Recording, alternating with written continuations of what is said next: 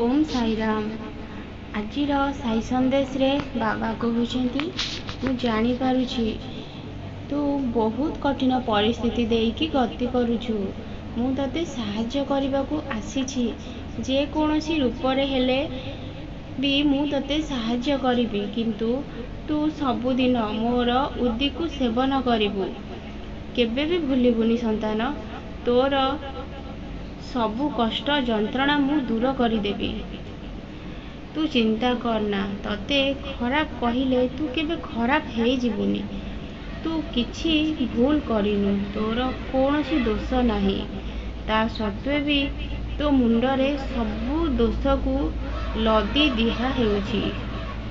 तू किंतु सबु सही की चुप रहिछु। एहार कारण मु जानिछि।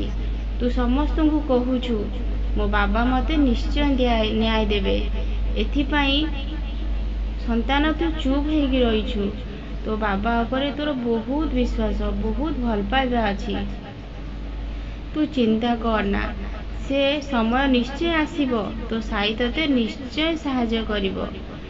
तू जमारू व्यस्त होनी। तो मनरे जो विश्वास मो प्रति अछि मु केबे भांगिबा को देबिनी संतान। मु सबु देखि पारुछि। ठीक समय आसिले मु तते निश्चय न्याय देबी। तोर मान इज्जत तते सबु फेरई देबी। तू मन को जमारू कष्ट देना। तू जमारू चिंता करनी। तू उदास हेकी जमारू भी रहिबुनी।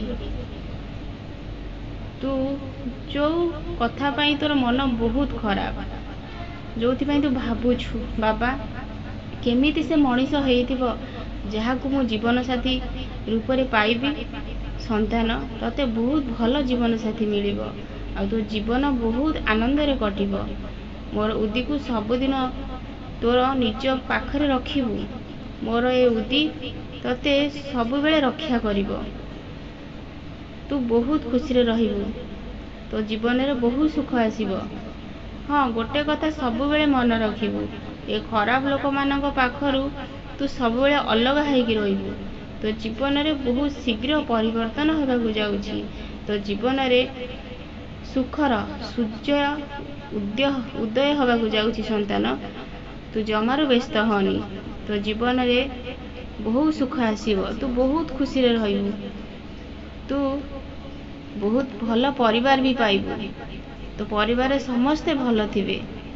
किछि चिंता करनी। सुख परे दुख, दुख परे सुख निश्चय आसी थाए। तो जीवन रे बहुत दुख आसीछि। एबे तो जीवन रा सुखर समय संतान। तू बहुत खुशी रे रह। मु तते बहुत सारा आशीर्वाद दउछि। ओम साईराम।